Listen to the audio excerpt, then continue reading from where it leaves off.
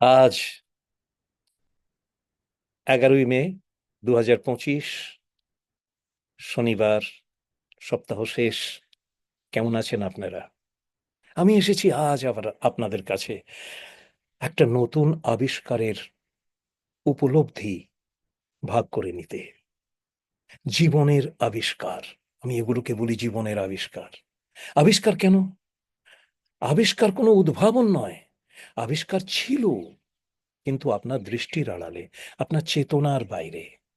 যখন সেটা আপনার চেতনায় এসে জন্মেছে, উপনীত হয়েছে, তখন আমরা সেটাকে আবিষ্কার বলি। জীবনের অজস্র আবিষ্কার আছে। একটু একটু করে প্রকৃতি আপনার কাছে উন্মুক্ত করেন, যখন প্রকৃতি আপনাকে তার যোগ্য এবং উপযুক্ত মনে করেন। আমি এই সমস্ত আবিষ্কারগুলো উপলব্ধির আকারে আপনাদের সঙ্গে ভাগ করে নিই। আমার খুব ভালো লাগে। জানি না আপনাদের কিরকম লাগে। সবার থেকে শুনতে পাই না, মাঝে মাঝে কেউ লেখেন, আনন্দ পাই। আজকের উপলব্ধিটি অত্যন্ত বিশেষ।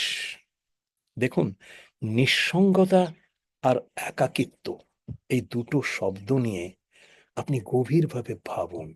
নিজেকে জিজ্ঞেস করুন, আপনি কি নিঃসঙ্গ, নাকি আপনি একাকী?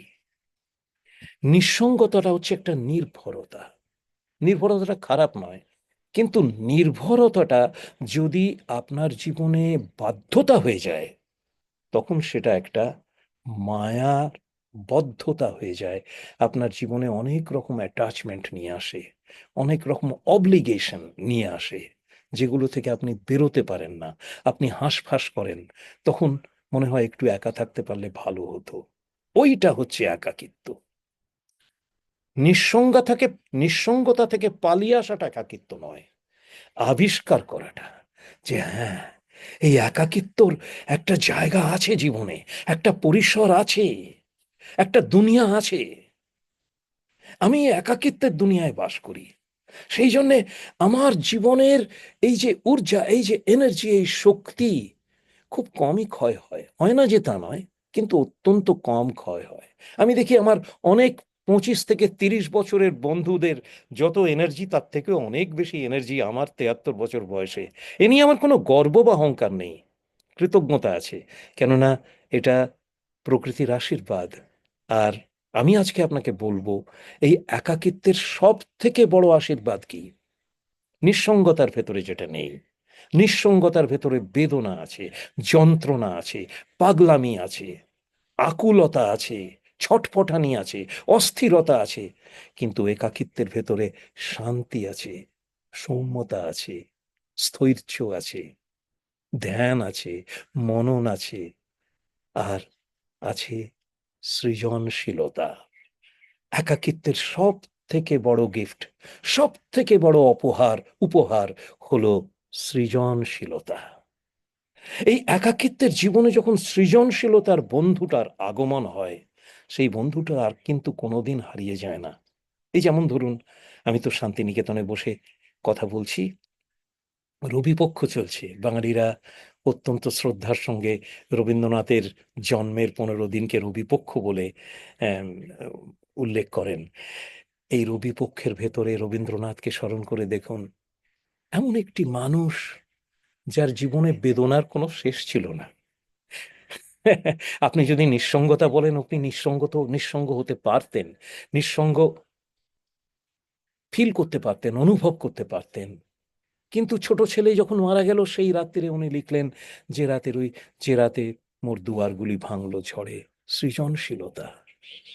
তার 3টি ছেলে মারা গেল, স্ত্রী মারা গেল, 3টি মেয়ে মারা গেল। বলুন, তিনি বিশ্বের ইতিহাস কি করে রচনা করলেন? একমাত্র ইউরোপের বাইরের একজন মানুষ যিনি নোবেল প্রাইজ পেয়েছিলেন। তাহলে দেখুন, তার কর্ম দেখুন, তার তার তার সৃজনশীলতার স্ফুরণ দেখুন। কত বহুমুখী প্রতিভা তার, শেষ হয় না। ঠিক তেমনি নজরুল আমাদের আছেন, তারও কত সৃষ্টি, কত, তার জীবনে দুঃখের কোনো অভাব ছিল না।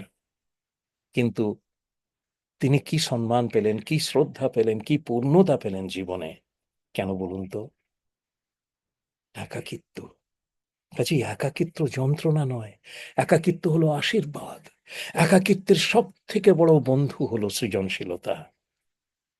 নতুন কিছু সৃষ্টি, কিছু লেখা, কিছু পড়া, কিছু কবিতা, কিছু গান, কিছু ছবি, এই সমস্ত কিছুর ভেতর দিয়ে নিজেকে প্রকাশিত করার যে আনন্দ, সেই আনন্দ নিয়ে আসে সৃজনশীলতা। এই বন্ধুটিকে জীবনে একটা বিশেষ জায়গা দিন। একাকিত্বকে ভালোবাসুন। দেখবেন আপনার জীবন ফুলে ফুলে ভরে উঠবে, পূর্ণতা নিয়ে আসবে। আজকের জীবনে আমি আর সফলতার কথা ভাবি না, আমি পূর্ণতার কথা ভাবি। আর সেই জন্যে এই একাকিত্বকে আমি প্রাণ ভরে উপভোগ করি, এর আনন্দের ভেতরে সারাদিন ডুবে থাকি, আজও থাকবো। ভালো থাকবেন, উইকেন্ডটা ভালো কাটুক, আবার দেখা হবে।